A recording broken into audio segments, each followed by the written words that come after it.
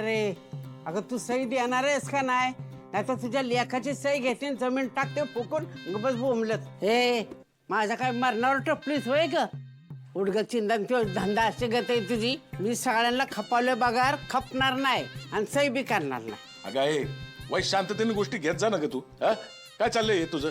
आता मध्ये काय आडकाठी करू नकोस तू. हा नरू मावशी, पैशाची लई गरज आहे आम्हाला. आमची परिस्थिती समजून घे ना. आणि तुम्हाला पण त्या पैशाचा फायदाच होणार आहे ना. हे बघ आहे दोन्ही घरांना ना पैशाची गरज आहे. चल बरं तू सही करून टाक. ऐक की मावशी, ए कुठली मावशी? कसली मावशी? गड मावशी गेली डबऱ्यात. एवढ्या वर्षाली तुला मावशी आठवली होय रे? हा अरे चोळ्या, तू आहे ना अजिबात ह्यांची बाजू घ्यायची नाही. हा आता गरज पडली ना म्हणून ह्यांना आपलं घर आठवलंय. नाहीतर मी जिथे का मेली हे डुकून बघायला सुद्धा आली नसती ही. त्यामुळं ह्यांची लाकडं मासनात पोचली ना तरी मी सही करणार नाही. हे आहे ती जमीन तिकडे कुठेतरी पडू नये तुला माहित तरी होतं का? हा आता 4 पैसे मिळतात ते घे की. हा आपल्या घराला बी फायदा होईल त्याचा. ती नुसतीच तशी ठेवून काय होणार आहे तुला? हा ते काय नाही, तू आता सही कर बस. हा ठीक आहे, मी सह्या करायला तयार आहे. हा पण मला जास्तीचा हिस्सा पाहिजे.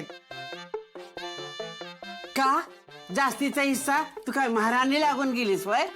अजिबात तुला काय जास्तीचा हिस्सा मिळणार नाही. ती जमीन कुठं आहे कशी आहे हे तरी माहित आहे का तुला?